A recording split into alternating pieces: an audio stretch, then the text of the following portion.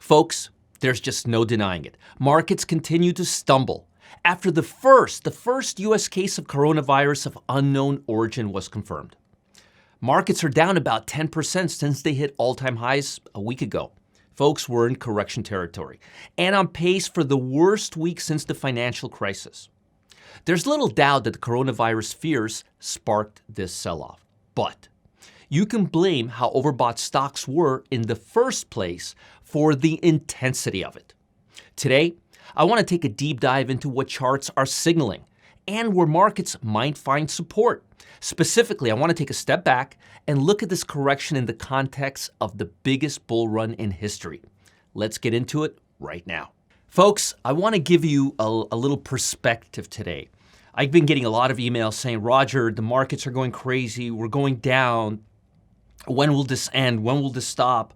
How much further will this go? What does this mean in the big scheme of things? Let me calm things down for you a little bit. The markets are not falling out of windows. There's nothing happening right now. I'm gonna cut it to you straight and to the point and tell you what you need to hear. The markets have been overbought since October.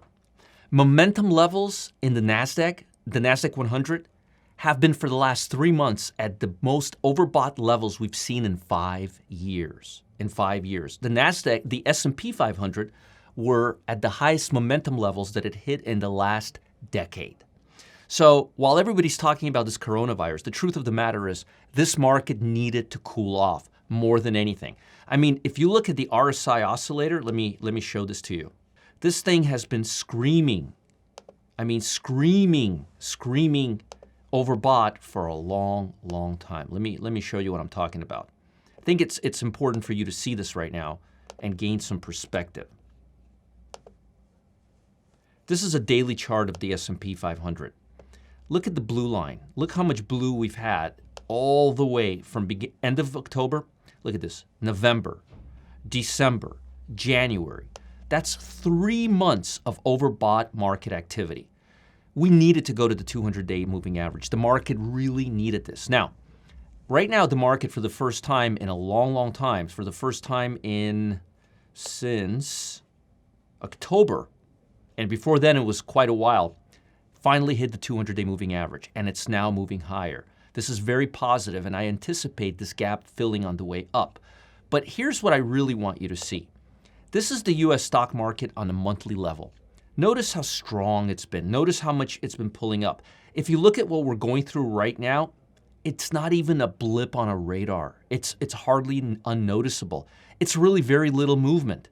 And if you look on a weekly basis, you will see that the market is just now hitting its 50-day moving average, which again, isn't substantial.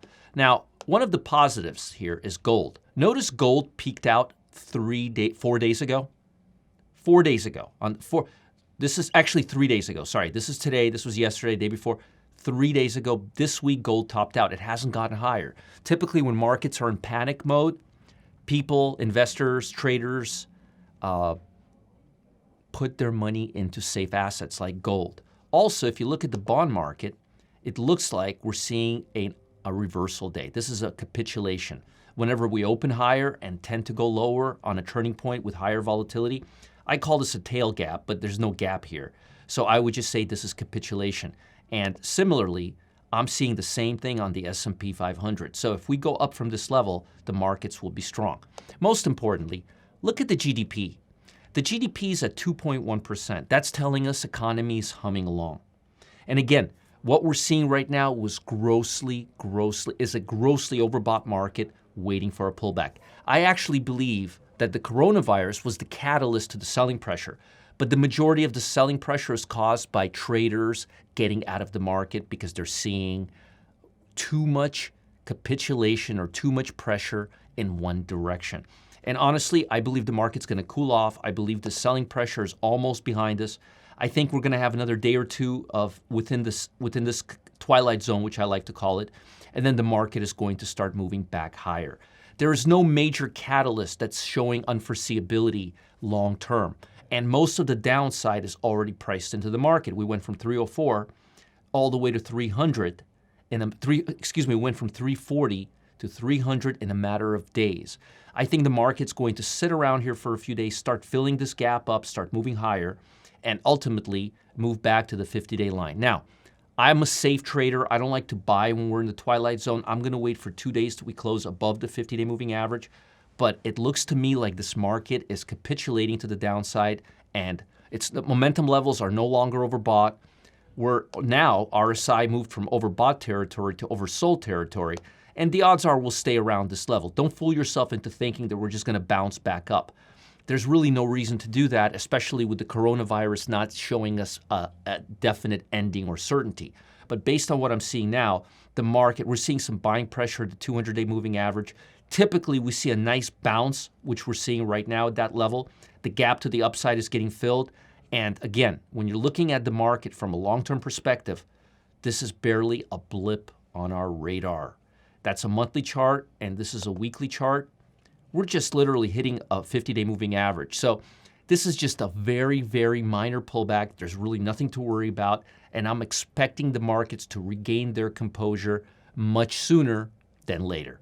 Meanwhile, we're going to be defensive. Folks, earlier today, Lance Ippolito, master trader, revealed a strategy that's perfect for the uncertainties that are happening right now in this market.